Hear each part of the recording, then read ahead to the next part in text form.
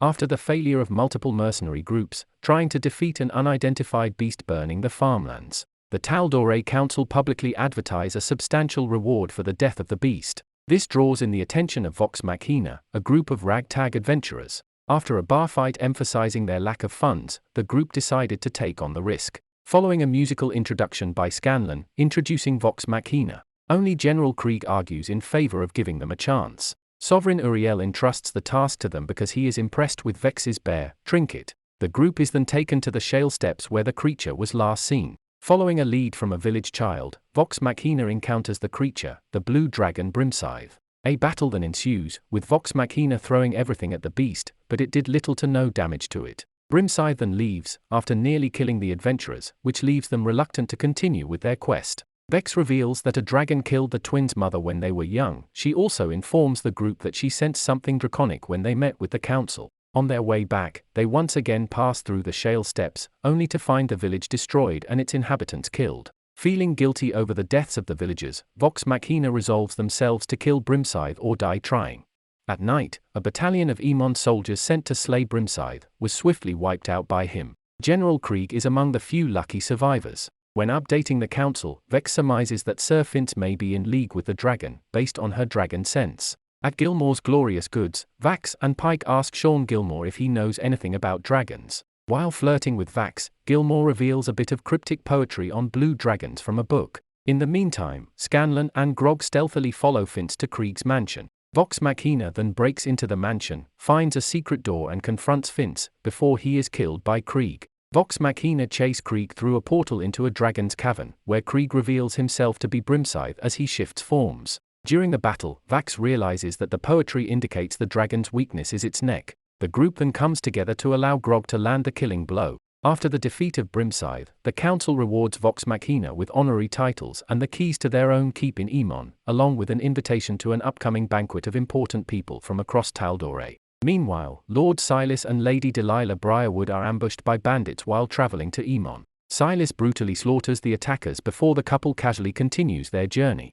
Settled into their new keep, Vox Machina is informed that the banquet is to be held the following evening. At the banquet, Percy is shocked at the arrival of the Briarwoods. Percy informs the group that they are the ones who violently deposed of his family, to take control of Whitestone. Vax volunteers to infiltrate the Briarwood suite. During the meal, Silas magically charms Uriel into ignoring any suspicious activity coming from Whitestone, while Delilah claims that they took control after the De Rolos abdicated in shame. In rage, Percy publicly accuses Delilah of lying, before the Briarwoods retire to their suite. In the suite, Vax discovers a hidden book that mentions the Whispered One. When the Briarwoods catch Vax, Silas displays vampiric qualities before Vax escapes. The Briarwoods' pursuit of Vax draws the rest of Vox Machina into a battle with the couple in the courtyard, while Scanlan distracts the banquet guests with a musical performance. Although the Briarwoods outmatch Vox Machina, the couple focuses on escape, leaving their coachman Desmond behind. Percy, enraged and overtaken by a shadowy force, shoots Desmond and attempts to question him about the Briarwoods, but is interrupted by Sovereign Uriel, who orders the arrest of Vox Machina for disrupting the banquet and assaulting the Briarwoods' coachman.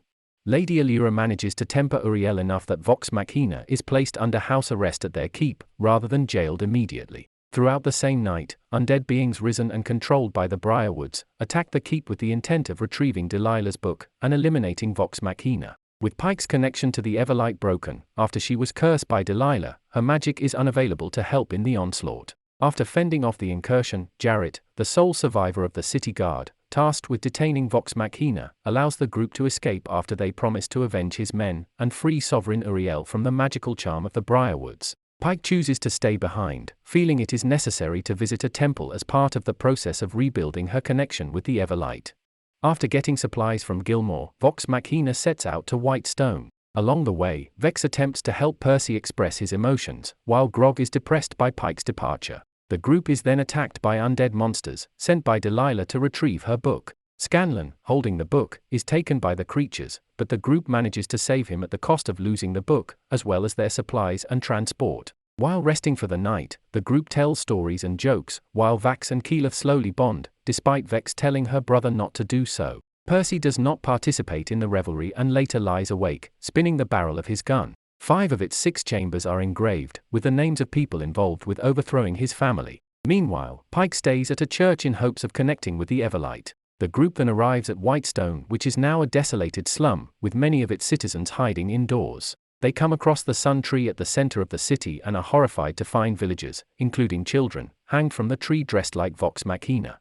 Later, several members of a rebellion against the Briarwoods, led by Percy's old friend Archibald Desnay, are captured by Captain Stonefell. After a failed interrogation led by himself and Duke Vedmire, Stonefell orders Archibald to be executed the following day. Vox Machina agrees to help rescue them, after learning this from Keeper Yenon, a religious leader who supports the rebellion. After breaking into the prison, the group manages to free the rebels and Archibald, only to be caught and surrounded by Stonefell and the guards. The rebels and Vox Machina fight the guards and slowly retreat, while Percy stays behind to confront and execute Stonefell, whose name is magically erased from Percy's gun upon his death. While escaping and burning down the prison, Archibald informs Percy that his sister Cassandra is still alive and under the Briarwood's care.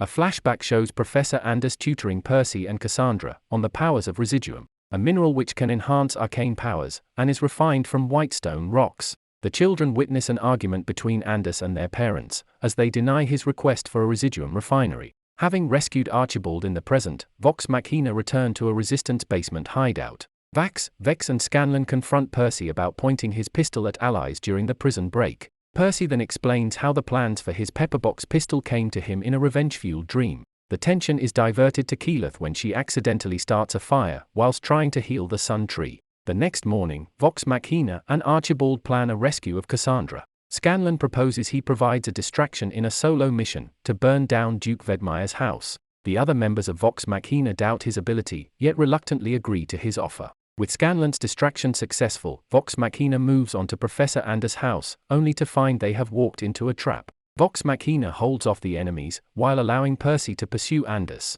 Finally confronting his former teacher face to face, Percy orders him to release his younger sister Cassandra, but Anders does the exact opposite and cuts Cassandra's throat in front of Percy.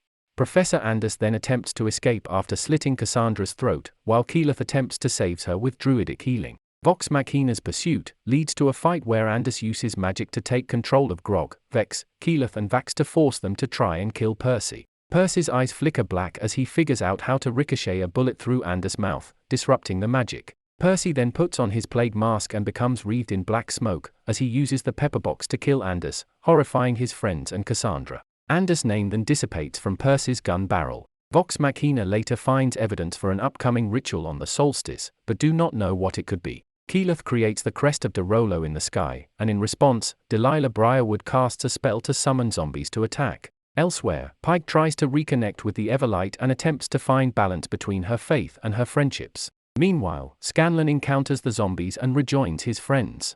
In another flashback, Delilah makes a deal with the Whispered One to keep a dying Silas by her side. He is then restored as a vampire. Back in the present, the safe house that Vox Machina and the surviving Resistance members are hiding in is attacked by the undead. Pushed onto the streets, Archie is killed by Vedmire during the onslaught. Percy is convinced by Cassandra to take up the mantle of leadership, and he rallies the people of Whitestone to join the fight. Vax confesses his love to Keyleth, while Vox Machina and the Resistance prepare to make a last stand at the Sun Tree, only for an astral projected Pike to appear and bless everyone's weapons with the power of the Everlight, allowing them to defeat the horde of undead. Vedmire is later killed by the townspeople, and Vox Machina proceed to the Briarwoods castle, entering through a secret tunnel to the dungeons. There, they find Dr. Anna Ripley imprisoned, who offers to give them information on the Briarwoods in exchange for her release, but Percy holds her at gunpoint with black smoke emerging around him.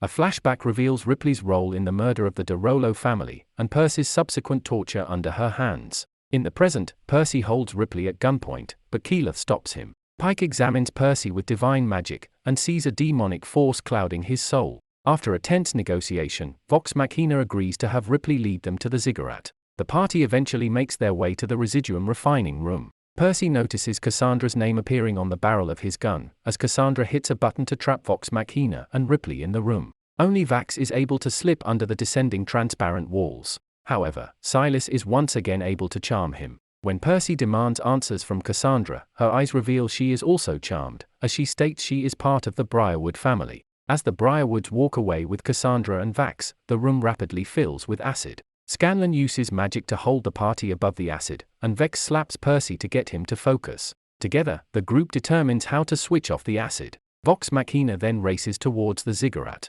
Meanwhile, Delilah notes to Silas that they have 2 potential sacrifices as the 4 ascend the steps of the ziggurat.